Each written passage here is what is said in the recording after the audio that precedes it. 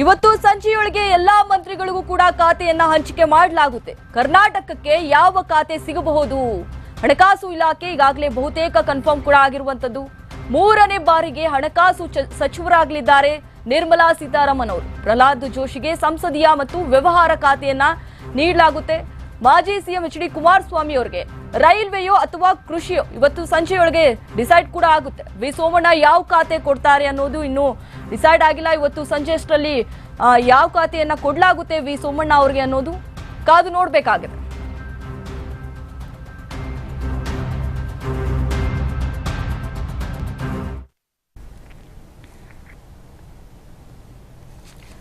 ಇವತ್ತು ಸಂಜೆಯ ಒಳಗಡೆ ಎಲ್ಲಾ ಮಂತ್ರಿಗಳಿಗೂ ಕೂಡ ಖಾತೆಯನ್ನ ಹಂಚಿಕೆ ಮಾಡಲಾಗುತ್ತೆ.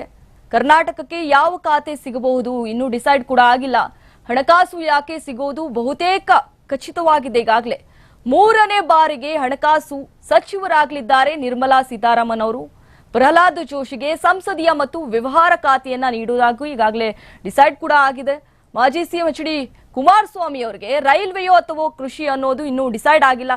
ಸಂಜೆ ಅಷ್ಟರಲ್ಲಿ ಗೊತ್ತಾಗುತ್ತೆ ವಿ ಸೋಮಣ್ಣ ಯಾವ ಖಾತೆ ಕೊಡ್ತಾರೆ ಅವರಿಗೆ ಅನ್ನೋದು ಇನ್ನು ಪ್ರಧಾನಿ ಮೋದಿ ಅವರು ಹೇಳ್ತಾರೆ ಇವತ್ತು ಸಂಜೆ ಅಷ್ಟರಲ್ಲಿ.